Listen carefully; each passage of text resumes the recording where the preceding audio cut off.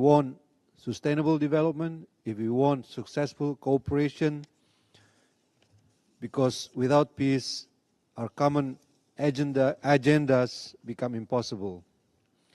And no country can address these challenges in isolation. Our strength lies in cooperation through dialogues, partnership, and trust. This is the reason we must revitalize multilateralism with the United Nations at its core. As the UN approaches its 80th anniversary, it needs to become stronger, more effective, and more inclusive, and capable of delivering real and tangible solutions. And for this, and for giving full support to the Secretary General's UN80 initiatives, which calls for greater efficiency, stronger mandate delivery, and closer alignment with the SDGs, is crucial role that G20 must play. At the same time, we must recognize the urgency of addressing the financing gap. The SDGs require $4 trillion annually, and the absence of innovation and reform will only widen the gap. We need new and innovative sources of finance. Multilateral development banks must be reformed to serve the needs of developing countries, and equally important, we must also address inequality.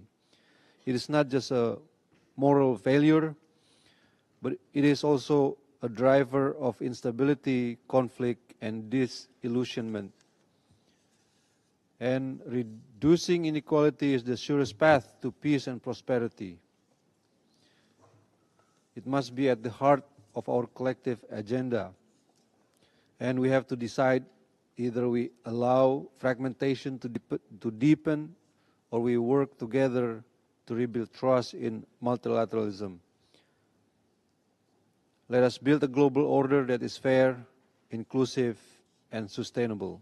Thank you.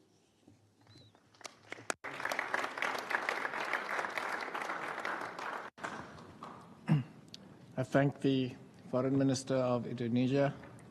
Now call on the Deputy Minister of Foreign Affairs and International Cooperation of Italy, His Excellency Mr. Edmondo Cirielli, to take the floor.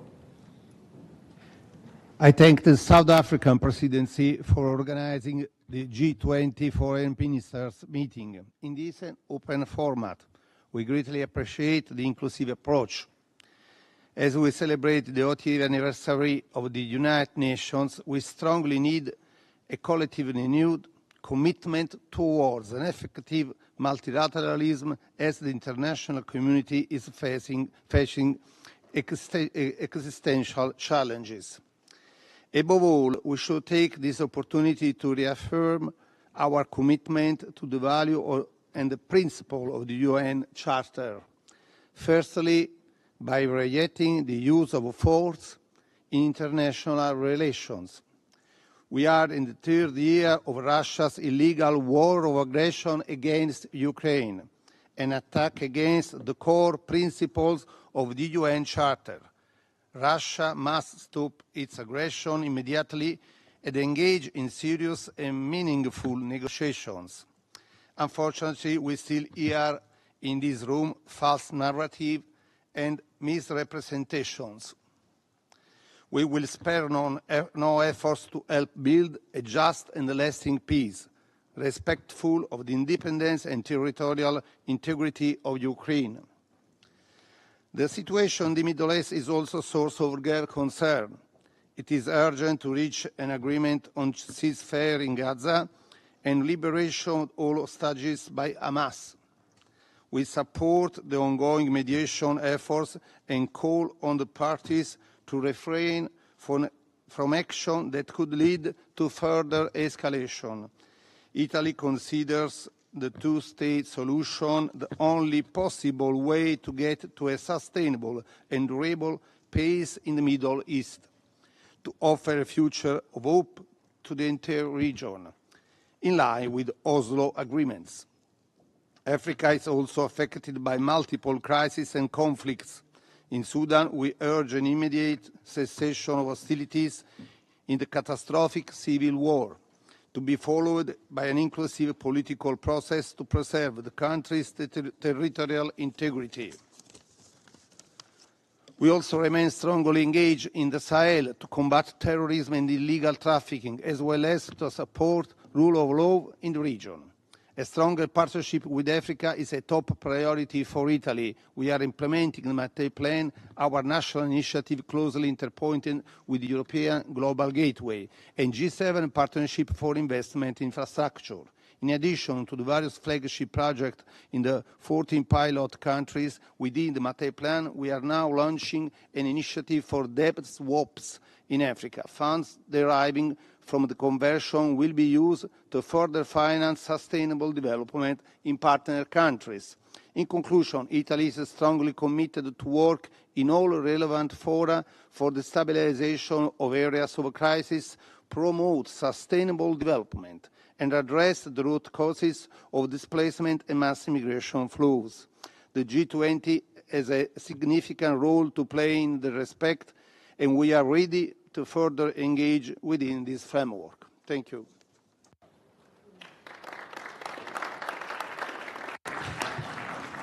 Thank you very much, Italy. We now go to Japan. His Excellency, Mr. Takeshi Iwaya, Minister for Foreign Affairs of Japan. Thank you, Minister Lamola, fellow ministers, distinguished guests. First, I would like to express my respect for South Africa's effort as the G20 presidency. Today, the international community is facing multiple crises caused by major challenges to the rule of law, notably Russia's aggression against Ukraine, as well as global issues. Against this backdrop, we need to identify common ground and points of agreement rather than division and confrontation, and with that, we should take the lead in solving these issues in a way that all members share responsibility. Japan has been promoting effort in the areas of peace and sustainable development, which are also today's theme, by attaching great importance, guided by the principle of human security. Japan has been taking the lead in addressing global issues such as poverty, disaster, infectious diseases, and climate change. Furthermore, in the age of multiple crises, it has become increasingly important to realize quality growth aligned with the times, which is achieved through, one, strengthening socio-economic autonomy and resilience, including food, energy, as well as economic securities. Two, developing quality infrastructure. And three, efforts in areas such as digital. Japan, as a nation at the forefront of addressing challenges, will share its knowledge on issues such as declining birth rate and aging population, as well as disaster, with the international community. In doing so, Japan will work collaboratively to realize a sustainable economy and society beyond 2030. This was published in this year's Voluntary National Review, VNR, on the Sustainable Development Goals, SDGs, as well. Japan attaches great importance to disaster risk reduction, critical minerals, and debt issues among the priority issues raised by South Africa, the G20 presidency. Regarding disaster risk reduction, Japan will share its expertise and technologies developed through experiencing numerous disasters with the international community. Japan will thereby contribute to reducing risks of and enhancing responses to disasters that have become more severe and frequent. Regarding critical minerals, aiming for stable supply by strengthening the resilience of supply chains. Japan will promote effort that contributes to the realization of responsible critical minerals supply chains. This will be done in a manner that complies with labor standards, ensures measures against bribery and corruption, and considers the impact on the environment. Addressing the debt issues faced by developing countries is critical for sustainable development. It is also important to speed up the debt restructuring process of the G20 Common Framework, further ensure debt transparency, and mobilize private finance. The G20 summit will be held for the first time in Africa this year, and thus cooperation with Africa is important. In August, Japan hosted the 9th Tokyo International Conference on African Development, TICAD-9, which underscored the importance of private sector-led sustainable growth. The empowerment of youth and women, as well as enhanced regional integration and cross-regional connectivity. Japan remains committed to advancing concrete initiatives in partnership with Africa. Japan will advance its cooperation with international organizations, including the UN, at its 80th anniversary, as well as the G20 members, to co-create practical solutions aligned with the times. We will also continue to actively contribute for the successful G20 summit in Johannesburg. Thank you.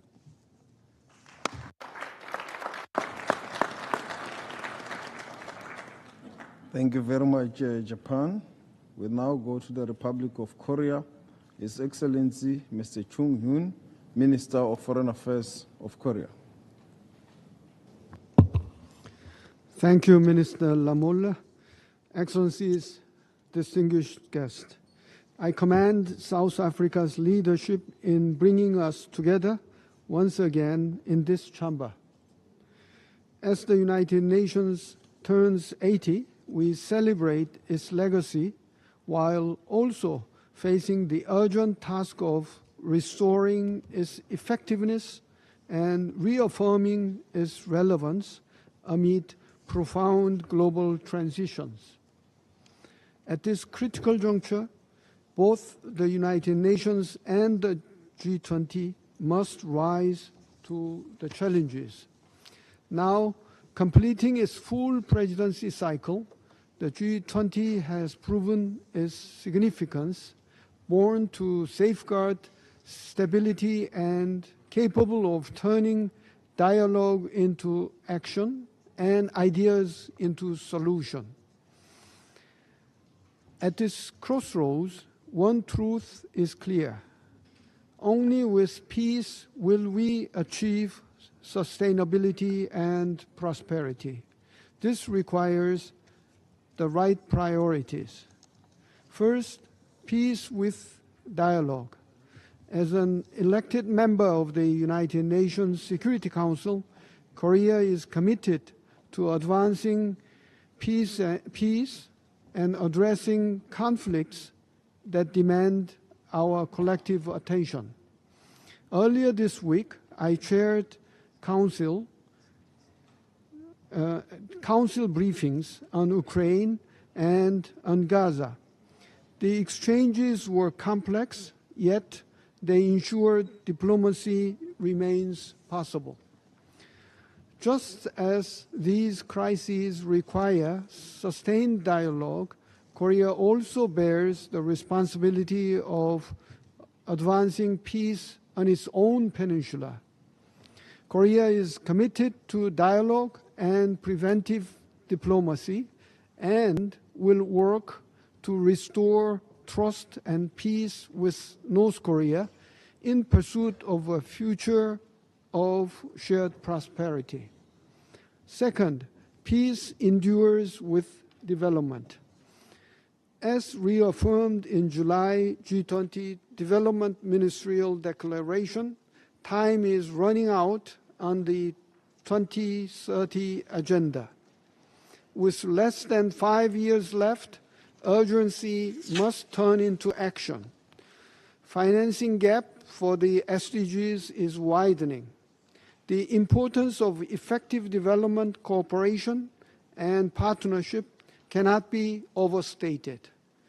Korea has been promoting knowledge sharing and monitoring for development effectiveness. We will host the 8th Busan Global Partnership Forum next week, building on the outcome of the 4th International Conference on Financing for Development as a platform dedicated to development effectiveness. Korea stands ready to work hand in hand with all partners to accelerate the implementation of the 2030 agenda. Third, peace evolves through innovation. Technology is reshaping the fabric of security and development. Whether it becomes a driver of prosperity for all depends on how we harness it. We must, therefore, deepen partnership between the public and private sectors, harness innovation for peace and development, and connect with businesses and entrepreneurs. In this light, Korea welcomes South Africa's decision to establish a G20 task force on AI and data governance. In addition, Korea will host the APEC Economic Leaders Meeting in Gyeongju, where we aim to adopt the AI initiative for the innovative AI transformation. We hope these efforts will also enrich the G20's deliberations. Excellencies, the G20 does not replace the universality of the United Nations. Rather, it reinforces it by upholding consensus and generating momentum in this turbulent era. Korea stands ready to work with all of you to ensure that multilateralism endures, peace remains at the center, and the path to sustainable development stays open to all. Thank you.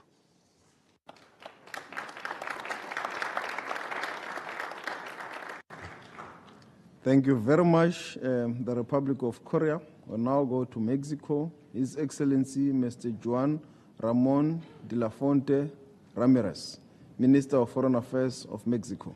You now have the floor.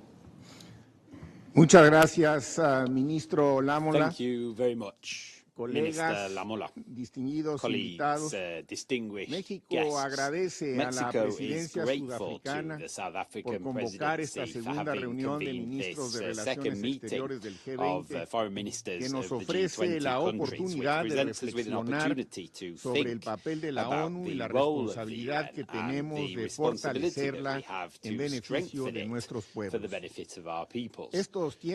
These times of systemic change that affect peace and stability in various regions, as well as the environment and social justice, call for more effective action, and perhaps more concerted action, if we're to be more effective.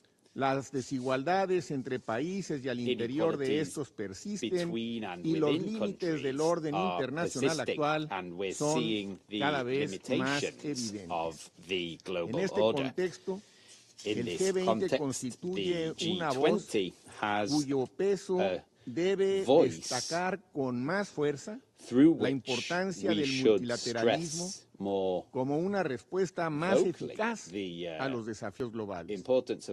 El grupo tiene la capacidad de contribuir a fortalecer las instituciones multilaterales para hacerlas más transparentes, más responsables y más influyentes. More responsible and more Al influential. reafirmar nuestro respaldo a la ONU, reiteramos también que se requiere de una reforma profunda de sus estructuras, sus mandatos y su funcionamiento. Respaldamos la iniciativa ONU 80 del secretario general, pero la revitalización tanto de la Asamblea General como del Consejo de Seguridad son impostergables. Junto con Indonesia, Jordania, Kenia, Noruega, Nueva Zelanda, Senegal y Singapur, establecimos un grupo UN80 Global para incidir constructivamente en esta iniciativa del secretario general, con el objetivo de fortalecer el multilateralismo, el derecho internacional y la ONU en su conjunto. Pero insisto, se necesita una reforma multilateral más amplia que asegure que las estructuras de la gobernanza global sean más relevantes y para ello tienen que ser más inclusivas y más efectivas para poder enfrentar estos retos globales. Promovemos activamente la implementación del Pacto para el Futuro para que sus acuerdos formen parte de las reformas del secretario general bajo la iniciativa ONU 80 y apoyamos la instrumentación del panel sobre inteligencia artificial y su diálogo multiactor en cumplimiento de los acuerdos del Pacto Mundial Digital, convencidos de que la gobernanza tecnológica es indispensable para la paz y el desarrollo sostenible. El G20, colegas, tiene la capacidad de respaldar estos esfuerzos y responder a las crisis estructurales que afectan a la economía y al desarrollo. Su papel es, pues, clave para promover soluciones colectivas y fortalecer la confianza en el sistema multilateral. Muchas gracias.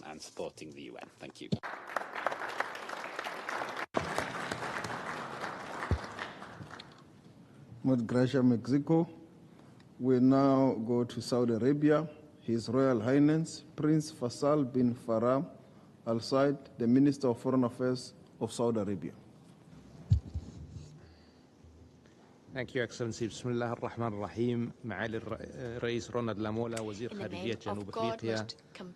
أصحاب السمو المعالي وزراء الخارجية الحضور الكرام السلام عليكم ورحمة الله وبركاته. Ministers of Foreign Affairs, may the peace and blessings of God be upon you. The Kingdom of Saudi Arabia would like to express its heartfelt gratitude to the South African Presidency of the G20. For the first time, we have a chair from the African continent. We wish you every success, and we hope to be able to achieve our common interests, the interests of the entire world, solidarity, sustainability, and cooperation. That's the theme. We need to strengthen international cooperation and international multilateral institutions, first and foremost the United Nations and the G20. These institutions are key platforms necessary for us to tackle political and economic challenges we face in the international arena. Mr. Chairman, the United Nations is celebrating its 80th anniversary. Therefore, it's necessary for us to strengthen the organization to ensure that it is up to the task of addressing present-day challenges. We need to strengthen constructive cooperation and dialogue to this end. Development cannot prevail when there is conflict. The role of the G20 is to address various issues, whether they be economic or political, with a view to achieving sustainable development internationally and regionally. Forging peace is a key pillar for economic development and for ensuring that we have an environment that's conducive to attracting more investment and to establishing partnerships as well as strengthening international cooperation. Digital transformation is also a key component we need to harness so as to guarantee greater participation of all sectors of our societies, in particular women and children. Over the last few years, what we've demonstrated is that the challenges we face know no borders. In order to tackle those challenges, we need multilateral cooperation underpinned by common responsibility. Today's world is plagued by inequality, economic disruption, and this has corrosive consequences for millions of people. There are also regional and international tensions and violations of international law.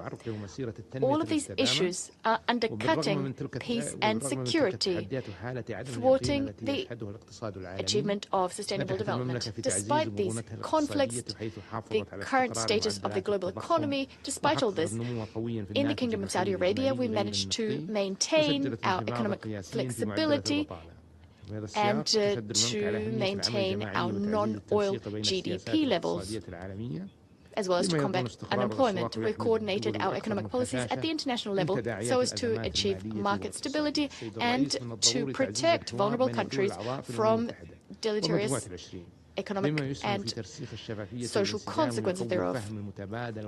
Mr. Chairman, we need to coordinate the work of the G20 and the UN so as to better grapple with global governance issues on the economic front. This cooperation between our two organizations will help us to tackle economic challenges and to build the international community's capacity to support developing countries, as well as to achieve sustained and sustainable growth. We stand ready to cooperate, working hand in hand with all of our partners for the benefit of all of our countries. We bear a common responsibility, that is recommitting to the principles enshrined in the United Nations Charter. We must work towards a more inclusive, transparent world order based on parity, one that responds to the aspirations of our people. The Kingdom of Saudi Arabia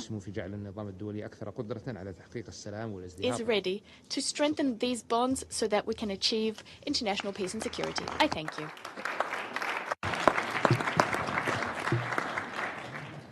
Thank you very much to the Kingdom of Saudi Arabia. We now go to take here Her Excellency Ms. Beris Ekin, the Deputy Minister of Foreign Affairs of Turkey. You now have the floor. Thank you. Excellencies, I thank South Africa for convening this timely meeting in such an inclusive format. It's only through open and comprehensive dialogue that we can address today's complex challenges. The ultimate purpose of our work, whether within the UN or the G20, is the welfare of humanity. Yet, welfare cannot be measured solely in economic terms. Peace and development are intrinsically linked, and neither can truly exist without the other. Today, we confront an unsettling reality. Conflicts are longer, deadlier, and more widespread than at any point in recent history. International law and humanitarian principles are systematically breached. Terrorism continues to claim innocent lives. Racism and xenophobia erode social harmony. Impunity and lack of accountability undermine trust in institutions. It is in this sobering context that we mark the 80th anniversary of the United Nations. Born out of the determination to save future generations from the scourge of war, the UN has at times fallen short of this noble mission. The tragedy in Gaza reveals this stark reality. The paralysis of the Security Council has undermined the credibility of the organization as a whole.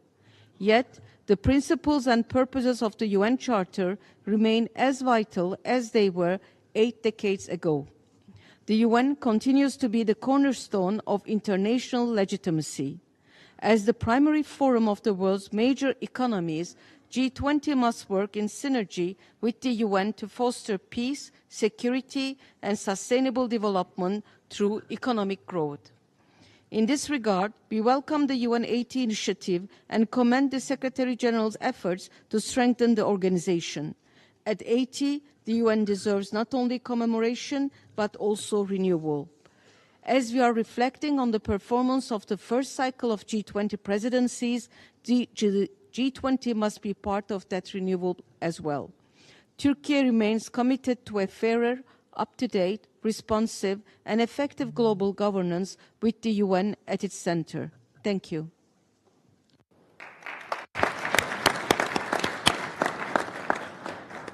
Thank you very much, Turkey. We now go to the United Kingdom. Her Excellency, Ms. Yvette Cooper, the Foreign Secretary, you now have the floor.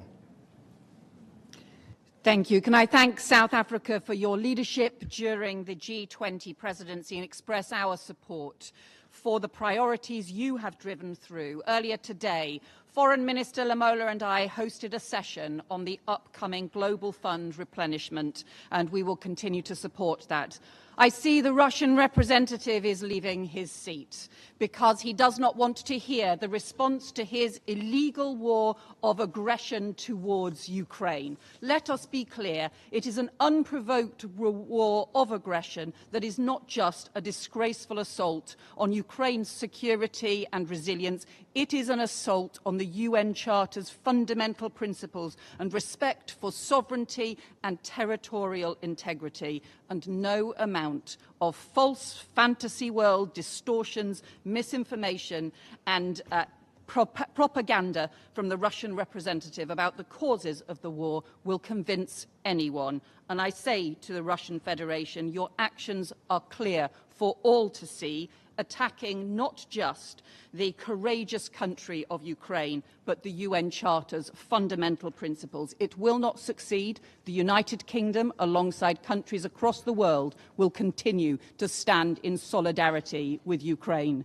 Can I thank South Africa for your work to pursue peace and to make those the fundamental principles behind your G20 presidency.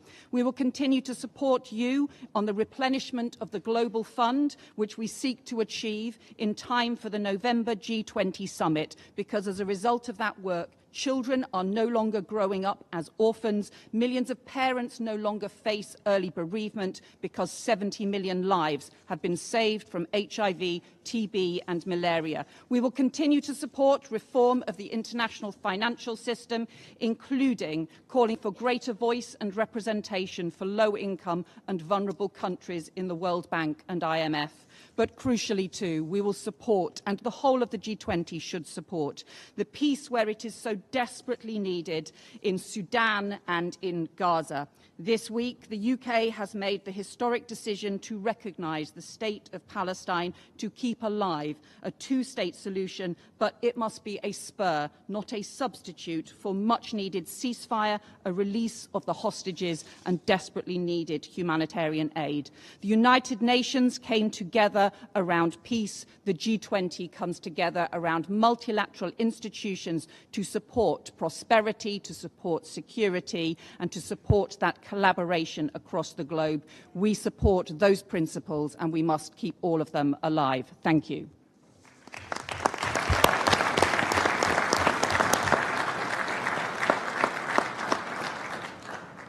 Thank you very much, the United Kingdom. We now go to India. His Excellency, Mr. S.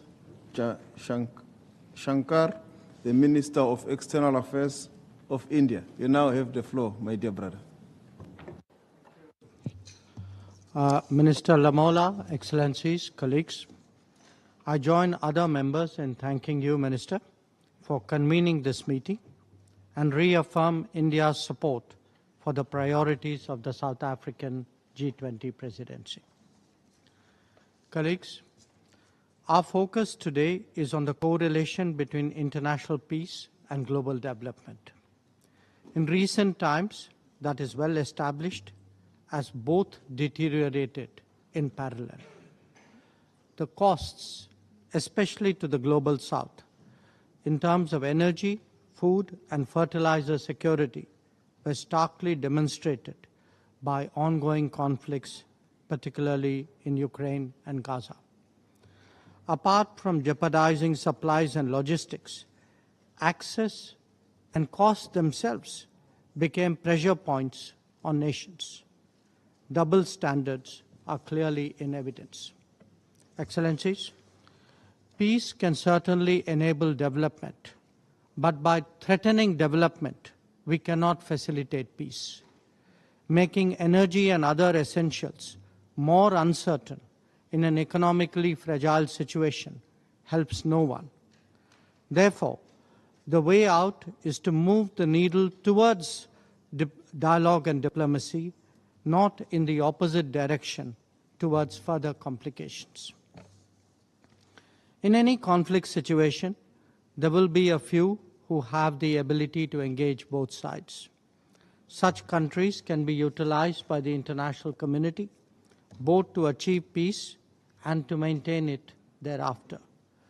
So even as we attempt to address complex threats to peace, the value of encouraging a buy-in from those supportive of such goals should be appreciated. A persistent threat to development is that perennial disruptor of peace, terrorism. It is imperative that the world display neither tolerance nor accommodation to terrorist activities. Given the extensive networking among terrorists, those who act against them on any front actually render a larger service to the international community as a whole. As we confront conflict, economic pressures, and terrorism, the limitations of multilateralism and the United Nations in particular are visible. The need for reforming multilateralism has never been greater. Colleagues, the international situation is today both politically and economically volatile. We, as members of G20, have a particular responsibility to strengthen its stability and give it a more positive direction. That is best done by undertaking dialogue and diplomacy, by firmly combating terrorism, and by appreciating the need for stronger energy and economic security. I thank you.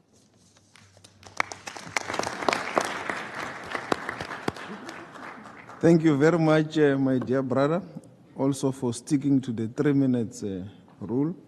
We now go to the guest countries. We start with the Netherlands. His Excellency Mr. Dirk Schoof, the Prime Minister of the Netherlands. You now have the floor. Thank you, Your Excellencies. First of all, I'd like to express my gratitude to President Ramaphosa and Minister Lamola for hosting this G20 meeting for all UN members. We certainly feel at home here. After all, the Netherlands is often associated with flowers, such as our famous tulips, so we can appreciate South Africa G20 logo, which features the beautiful King Proteo flower. Above all, we appreciate the message that South Africa conveys through this flower, one of renewal and hope. It inspires us to participate actively in forums like the G20 and the UN. With so much at stake in the world, these platforms are vital ways of strengthening mutual understanding and fostering collaboration on global economic governance and other key issues. The Netherlands firmly believes in the importance of a robust multilateral system, one that ensures interstate predictability and enables people and companies to flourish. However, to keep this system fit for purpose, we have to protect, strengthen and reform it. But we need to approach this from a range of perspectives. We must recognize that sustainable economic development is impossible without peace. And in turn, there can be no lasting peace without inclusive, sustainable development. The conflicts in Ukraine, Gaza, Sudan and elsewhere show how violence destroys human potential, disrupts trade and fuels poverty. This underlines the importance of the G20 addressing not only economic growth, but all these other challenges as well. The G20 has immense convening power as it represents the vast majority of the global economy and population. With that comes responsibility. Let us use this platform to ensure that our economic strategies reinforce peace and that peace-building efforts pave the way for broad, sustainable prosperity. The Netherlands is committed to advancing this agenda during the current and future G20 presidencies, and I look forward to attending the G20 Leaders Summit in November and the G20s to come. Thank you.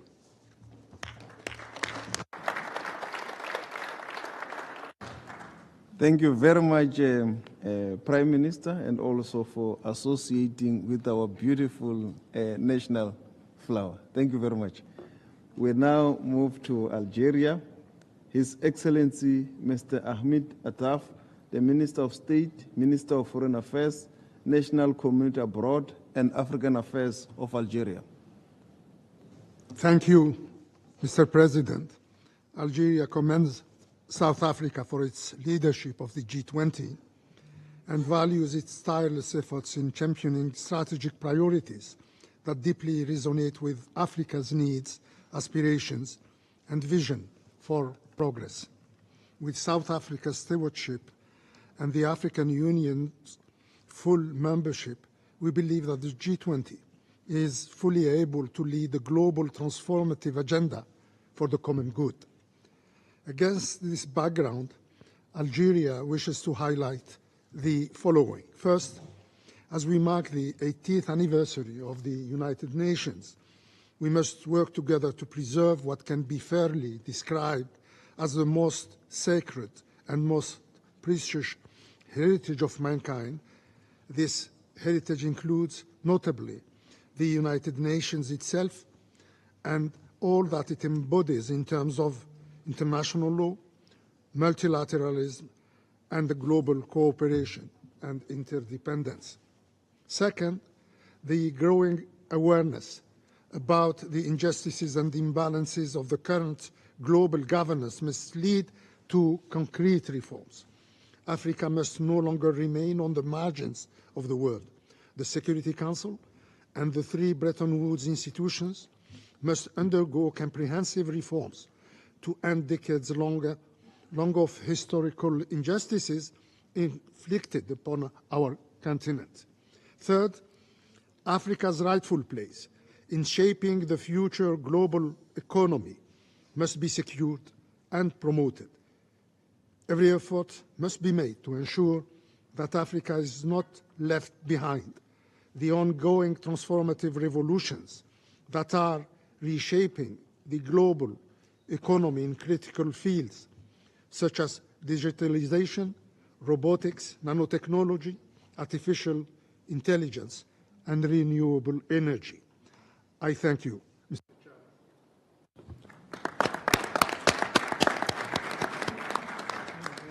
Thank you very much, Algeria. We now move to Egypt. His Excellency, Mr. Badr Albert Dalti, the Minister for Foreign Affairs, Immigration, Egyptian expatriates. شكرا جزيلا معالي الأخ العزيز رونالد لامولا وزير العلاقات الخارجية والتعاون بجمهورية جنوب أفريقيا الشقيقة، أصحاب المعالي وزراء خارجية الدول الأعضاء والدول الضيوف بمجموعة ال20، السيدات والسادة، بداية أود أن أتوجه بخالص الشكر إلى أخي معالي السيد رونالد لامولا على دعوته لعقد هذا الاجتماع، وأن أثمن الجهود الحثيثة لجمهورية جنوب أفريقيا الشقيقة for having convened this meeting. We applaud South Africa's remarkable leadership of the G20 over the course of the past year. We're very proud that South Africa has led the G20 despite the unprecedented challenges بمقر الأمم المتحدة وبالتزامن مع currently مرور 80 عاما على تأسيس هذا المحفل الذي يعد الركيزة الرئيسية للعمل الدولي متعدد الأطراف يعكس الأهمية التي توليها مجموعة ال20 لتعزيز هذا المحفل الهام الذي يستند ميثاقه لاحترام القانون الدولي ومبادئ التعايش السلمي بين الشعوب. whose charter reposes on the principles of peaceful coexistence of all peoples. However, the abject aggression of Israel against the Gaza Strip with its many violations and the many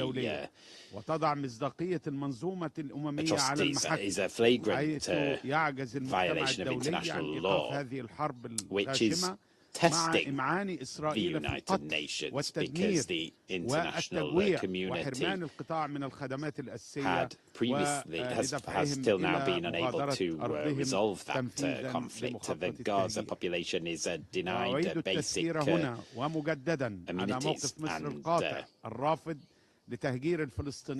I'd like to recall the ongoing position of Egypt, which is a categorical refusal of the rejection of the displacement of the population of Gaza, and we call for unhindered and immediate supply of humanitarian assistance and the rejection of any attempt to annex the West Bank.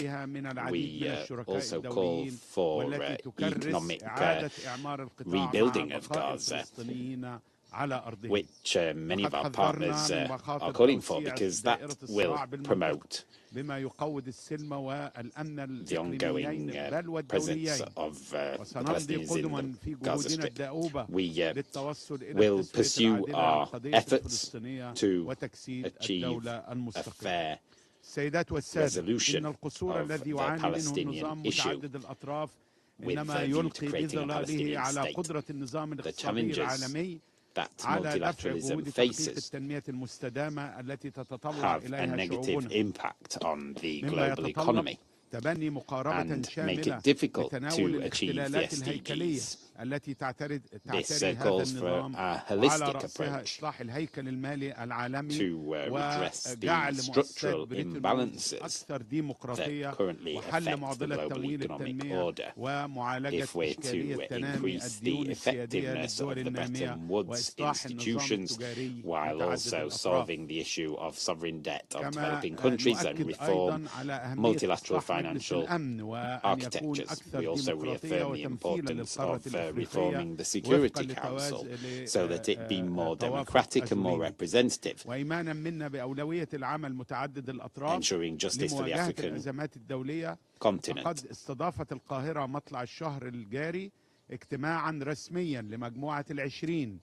In terms of multilateral action, Egypt has welcomed a meeting on food security under the aegis of the G20, and that's extremely important for developing countries and least developed countries. This reflects the active role that Egypt is playing in that regard and its commitment to promoting multilateral action for the well-being of peoples. May this meeting help promote the multilateral framework with a view to a better future for everyone. Thank you. Thank you very much to Egypt. We now go to Ireland. His Excellency Mr. Darren O'Brien, the Minister for Climate, Energy and Environment. You now have the floor. Thank you, Chair, Minister Lamola, and I join my colleagues in congratulating you on South Africa's presidency of the G20, your leadership and the great programme for this year. Ireland associates itself with the statement delivered by the European Union. This week we celebrate 80 years since the signing of the UN Charter, when leaders agreed to practice tolerance and live together in peace as good neighbours. 8 decades later, the international legal order and the multilateral system remains our greatest hope for a more peaceful, stable and prosperous world. However, this system, which has delivered so much peace, development and prosperity, is under immense strain. In full violation of the UN Charter, Russia continues its war of aggression in Ukraine, intensifying its attacks on Ukraine's towns, cities and civilians. And we reject the misrepresentation by the Russian delegation. Russia is the aggressor, and it could make peace at any time it chooses not to do so. We see egregious breaches of human rights and international law in Gaza, famine and people killed desperately seeking food. We call for an immediate ceasefire, the release of hostages and humanitarian access at scale into Gaza. In these and other conflicts, including in Africa, where the conflict in Sudan has created an appalling humanitarian crisis, we continue to witness the disregard of international law and the UN Charter. In too many parts of the world, we see human rights undermined, growing inequality and lack of development, the promise of the SDGs unfulfilled, pushback against gender equality and discrimination, and worse, against LGBTIQ+ persons and other minorities. The international legal order is essential for all states, and particularly small states like Ireland, to live in security and to continue to prosper. Our commitment to multilateralism is as strong as it was when we joined the UN 70 years ago. This commitment is demonstrated through our proud record in peacekeeping. Our belief in multilateralism continues to guide our actions. This is why we have put ourselves forward for a seat on the Human Rights Council from 2027 to 2029. Through our diplomacy, our humanitarian and development assistance and our peacekeepers, Ireland continues to be a strong, consistent and principled advocate for peace, human rights and the principles of the UN Charter. We have in Ireland lived experience, illustrating that the most intractable conflict can be resolved through painstaking commitment to negotiation, dialogue and compromise. The common challenges we face, whether it be climate change, conflict and fragility, violations of human rights, inequality or lack of development, can only be solved through shared solutions. The G20 has an important contribution to make. We recognise the close relationship between peace and economic development. When peace arrives, it lowers risks and barriers for companies seeking to do business, opening up new markets for local entrepreneurs and foreign investors alike. This helps to ensure not just sustainable economic development, but also a sustainable peace. These values have guided our active engagement in the work of the G20 this year as a guest country. Thank you, Mr. Chairman. Thank you very much to Ireland. We now go to Nigeria. His Excellency Mr. Yusuf Maitima Tuga, the Minister of Foreign Affairs of Nigeria. You now have the floor. Thank you, Chair Minister Lamola. Nigeria commends the South Africa G20 presidency for the initiative of convening the second G20 Foreign Ministers Meeting on the margins of the 80th session of the UN General Assembly. The theme of the meeting, the United Nations at 80, reaffirming peace as a path to sustainable economic development, underscores the nexus between peace and sustainable development. Today, our world is confronted with rising geopolitical tensions, economic uncertainty, humanitarian crises, and conflict in Asia, Europe, and Africa. The G20 must seek to work more closely with the UN to deepen commitments to the peaceful resolution of conflicts and the promotion of constructive dialogue as fundamental tools for global peace and security, especially in the Middle East and Eastern Europe, where tensions continue to rise. Nigeria firmly believes in investing in mediation and other conflict prevention initiatives. We reiterate our calls for G20 member states to strengthen its dispute settlement mechanism, including provision of humanitarian assistance and support for African-led peace initiatives that address conflicts and their roots. The use of non-African private military companies and proxies ultimately fails. Alongside these challenges, terrorism and violent extremism continue to pose significant threats to global peace. Nigeria recognizes that tackling these threats requires a comprehensive approach to address both the immediate security concerns and the underlying socio-economic drivers. Furthermore, developmental challenges and poverty alleviation must remain at the center of our global agenda, as sustainable investments in education, healthcare, and job creation are critical to ensuring long-term stability and prosperity for all. We must also be honest about representation and decision-making. The G20 has proven to be an effective platform for economic cooperation, but if multilateral agencies are to remain relevant in a more complex world, we need reform that ensures greater inclusion, particularly for African nations, as we work towards a more equitable global order. This also informs our advocacy for support from the G20 for just geographical representation in the United Nations Security Council and for Africa to be given permanent seats. Prescriptions should match diagnosis, but that can only be achieved if the patient is part of the conversation. Youthful Nigeria is set to become the third largest country in the world in the next 25 years. Mr. Chair, I conclude by reaffirming Nigeria's resolve and commitment to work in the G20 with all partners for an inclusive, prosperous future. I thank you. Thank you very much, my dear brother from Nigeria. We now go to Norway. His Excellency, Mr. Espen Barth Eide, the Minister of Foreign Affairs of Norway. You now have the floor. Thank you very much, Minister Lamola, and I want to commend you as well for the excellent chairmanship of the G20 and also for convening us here today.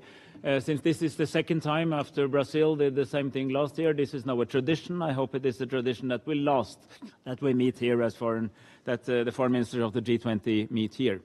Multilateralism is being challenged very seriously. Just at a time where we need it more than ever, we have significant things to deal with in our world. And the theme chosen by South Africa for today's meeting is fundamental. Without peace, we cannot achieve sustainable economic development, and without sustainable economic development, we cannot make peace last. This is true in Gaza, it's true in Sudan, it's true in Ukraine, and in so many other places. And as wars are man-made, they can also be ended by wise people. For the UN to live up to today's challenges, we have to open up for significant reform. There is nothing wrong with the norms and principles on which the UN is formed. We don't need to reform the principles.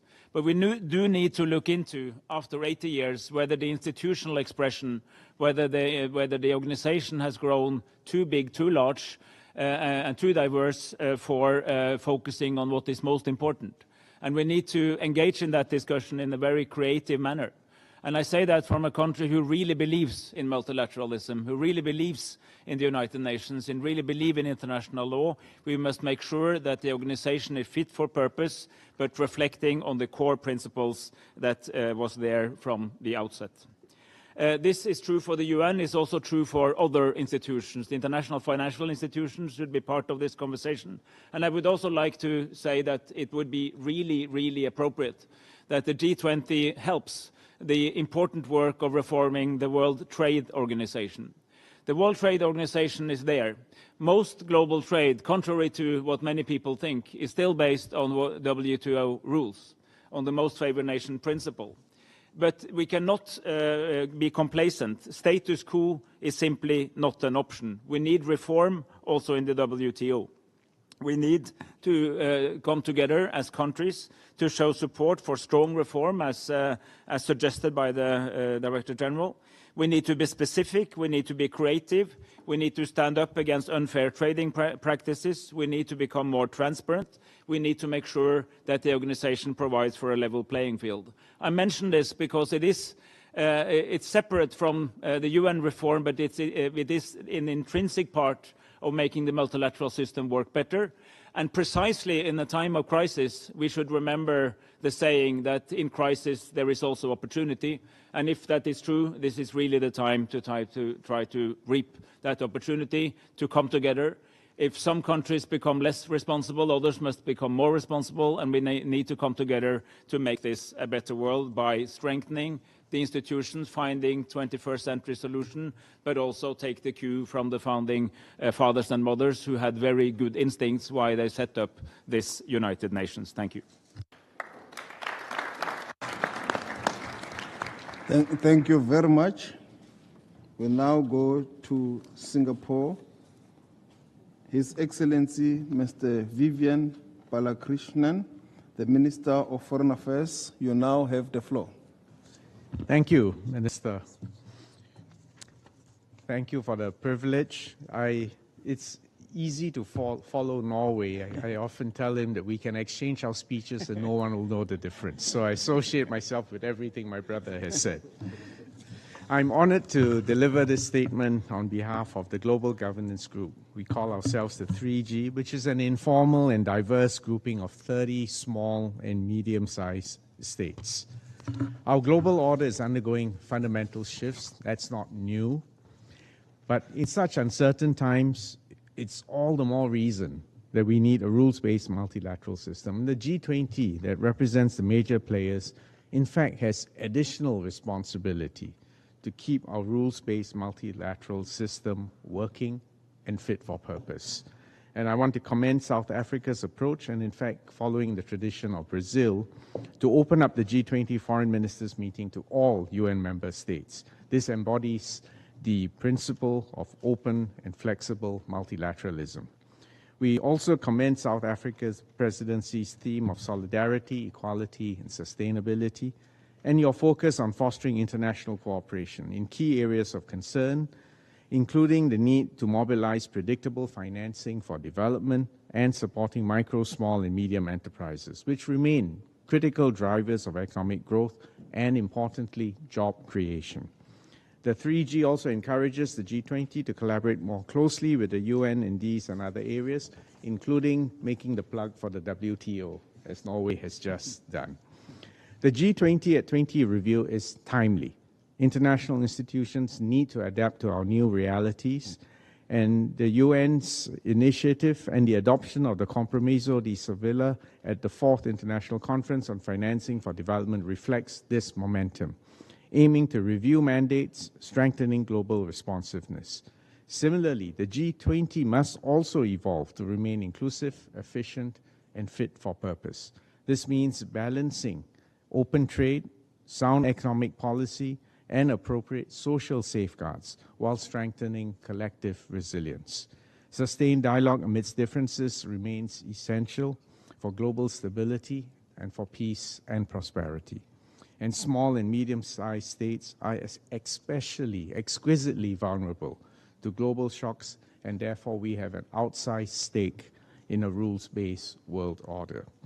Looking ahead, the 3G stands ready to support and will contribute to South Africa's presidency, and we will continue to submit papers and to act as a bridge between the G20 and the wider UN membership, especially the smaller states. So in closing, I just want to again make a note of appreciation, deep appreciation to South Africa for your leadership, for your cooperation, and for your partnership for the G20. And we hope that the succeeding presidencies, in particular the US, will also continue this tradition. Thank you.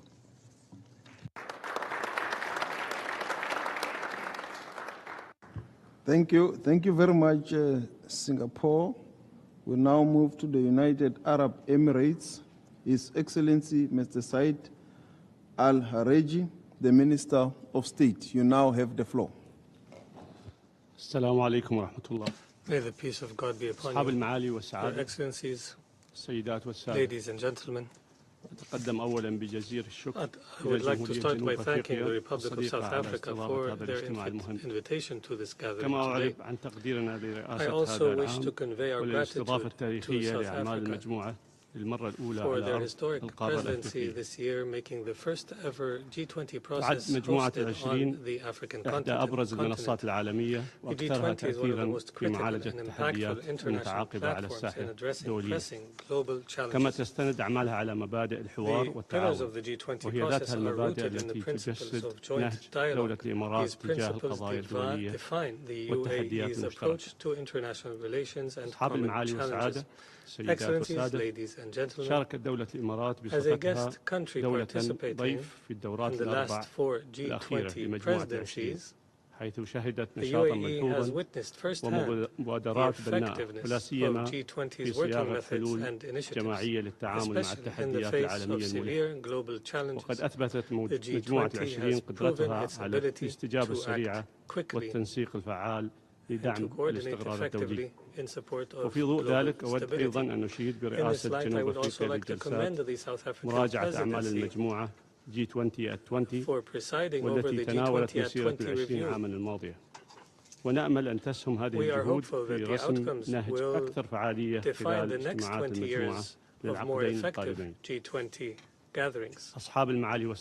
Excellencies, خلال اجتماعنا اليوم على هامش الدورة 80 للجمعية العامة للأمم المتحدة أود أن أؤكد التزام دولة الإمارات الثابت بالقانون الدولي واحترام سيادة الدول. ونؤمن إيمانا راسخا بأهمية السبل الدبلوماسية والسلمية في تسوية النزاعات. إننا في دولة الإمارات ملتزمون بتهدئة الأوضاع وخفض التوترات عبر تغليب الدبلوماسية والحوار المفتوح، بما يسهم في بناء التفاهم المتبادل وإيجاد حلول سلمية للصراعات. وتحقيقا لهذه الغاية أؤكد مجددا إدانة الإمارات بأشد العبارات للهجوم الإسرائيلي السافر الذي استهدف دولة قطر، إذ يشكل هذا العدوان المتهور انتهاكا صارخا لسيادة دولة قطر واعتداء خطيرا على القانون الدولي وميثاق الأمم المتحدة وتصعيدا غير مسؤول يهدد الأمن والاستقرار الإقليمي والدولي. علاوة على ذلك نواصل الدعوة إلى الوقف الفوري وغير المشروط لإطلاق النار في غزة وإطلاق سراح جميع الرهائن والمعتقلين وإيصال المساعدات الإنسانية بشكل عاجل ودون عوائق إلى المدنيين. ونرحب في هذا الإطار بالاعترافات الأخيرة بدولة فلسطين ونظل ثابتين في إيماننا بأن لن يكون هناك سلام في المنطقة إلا بقيام دولة فلسطينية تعيش جنبا إلى جنب في أمن وسلام وكرامة مع إسرائيل. وفيما يخص الوضع في السودان أنه لا يزال مقلقا، وإلى جانب شركائنا نواصل كدولة الإمارات جميع الجهود الرامية إلى استعادة الأمن والاستقرار في السودان، بما في ذلك من خلال البيان المشترك الصادر عن اللجنة الرباعية في 12 من سبتمبر 2025. ونواصل الدعوة إلى وقف فوري ودائم لإطلاق النار وضمان وصول المساعدات الإنسانية دون عوائق، والمضي قدما في عملية انتقالية تودي إلى قيام حكم مدني مستقل عن سيطرة الأطراف المتحاربة. أصحاب المعالي والسعادة، السيدات والسادة، ومع اقتراب اختتام رئاسة جنوب أفريقيا لمجموعة ال20 أود أن أؤكد مجددا دعم الإمارات لمجموعة ال20 عبر مختلف مجموعات العمل والأولويات، بما في ذلك مساعي لإعلان قادة مجموعة ال20. ونتطلع أيضا إلى أن تسهم قمة جوهانسبرغ المقبلة في تعزيز التعاون الدولي ودعم استقرار الاقتصاد العالمي بما يعود بالخير على المجتمع الدولي وشعوب العالم كافة.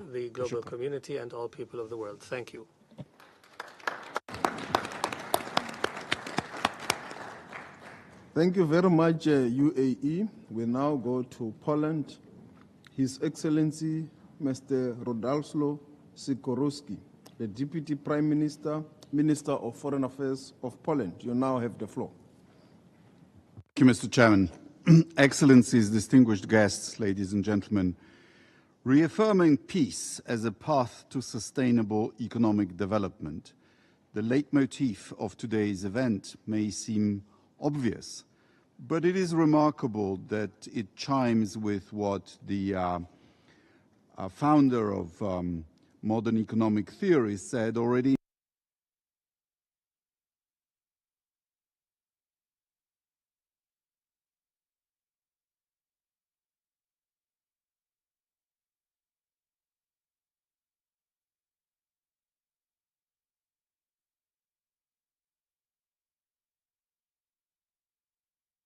requisite to carry a state to the highest degree of opulence from the lowest barbarism, but peace, easy taxes, and a tolerable administration of justice.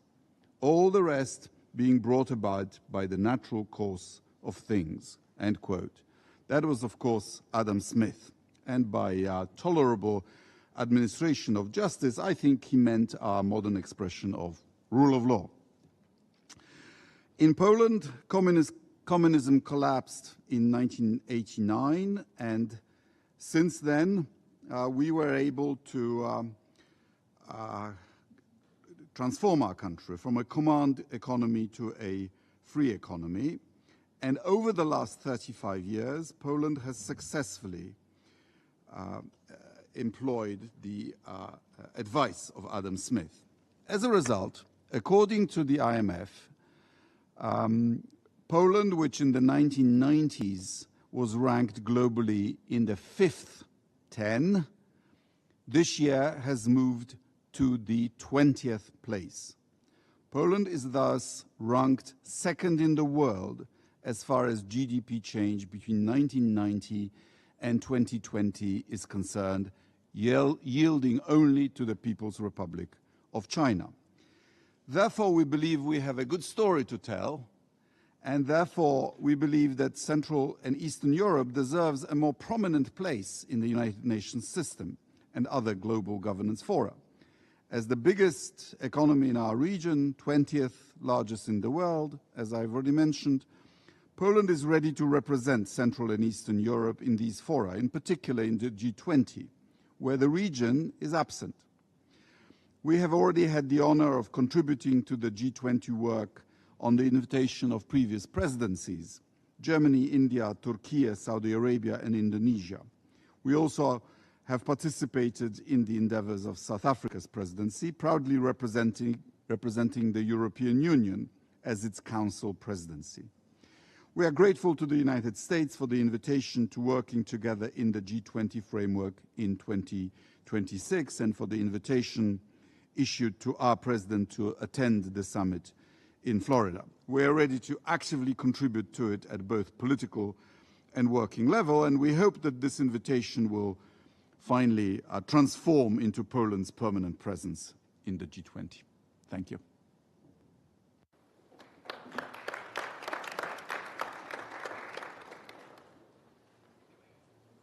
Thank you very much, Poland. We will now make the only and one exception to the head of international organizations because of other pressing challenges that she has to attend to now. The WTO, Ms. Ngozi Ongojo Luela, the Director General, you now have the floor. Thank you so much, Minister Lamola. Excellencies, I want to thank South Africa for inviting us to join you here and to make these remarks. I also want to take the opportunity to thank all the ministers who've talked about the importance of multilateral trade and the WTO as exemplified by Norway and Singapore. The global trading system stands at an inflection point, the most critical in nearly 80 years. This multilateral trading system was never just about trade. It was created above all to help prevent war. Having witnessed now how a closed and divided world economy fueled depression, conflict, and ultimately the Second World War, the architects resolved to build an open and integrated world economy instead. Trade would deliver shared prosperity, interdependence would give nations a stake in one another's success. Rules would underpin stability and trust. The antidote to the zero-sum or really negative-sum policies of the 1930s was the recognition that national interests would be better served by positive-sum cooperation. And it worked pretty well. For nearly 80 years, the world has experienced unprecedented prosperity and relative peace. But success can breed complacency. I think we took open trade for granted, and we failed to adapt the system to the rapid changes in the global economy it had helped to create. Many WTO members have tabled complaints, including successive U.S. administrations, and some of these complaints are valid. Imbalances in liberalization commitments, failure to address unfair trading practices, the dispute settlement system, developing countries feel the system is not delivering well enough for them and integrating them better, giving them policy space to develop and grow. So this crisis must be a catalyst for reform. Reform means modernizing the rule book. It means ensuring consensus decision-making, which we treasure, does not become a recipe for paralysis. It means restoring a faster, more effective dispute settlement system.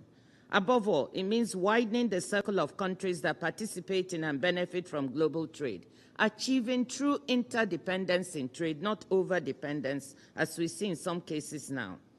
In this regard, China's announcement 2 days ago that it will henceforth forgo access to special and differential treatment, some of the privileges accorded to developing countries at the WTO, is most welcome and helps to open the door to reform. Now, many of you have said that the trading system matters enormously, and so does the WTO. So let me end with some positive news, that in spite of the tariff actions we've seen recently, nearly 72% or 3/4 of world's goods trade still continues to go on under WTO rules. Services and digital trade continues to expand. For the overwhelming majority of economies, open and rules-based trade is not a choice. It's a necessity. In the end, The WTO reflects nothing more and nothing less than the willingness of its members to cooperate. Reforming the multilateral trading system and the WTO will need strong political will, and that will essentially needs to come from you, Excellencies, the leaders of the organization. Whether this system ultimately is reformed or the status quo continues to hold is up to you, and I know you'll do the right thing. Thank you.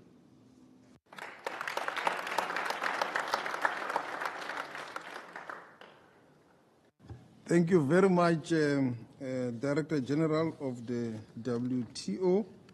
We will now adjourn for lunch from now up until 3 o'clock. And when we return, we will continue with our speakers list, which is available on the link to the live list of the UN members and international organizations that are present. Thank you very much, ladies and gentlemen, for the first session or the first segment. We are now adjourning. Thank you.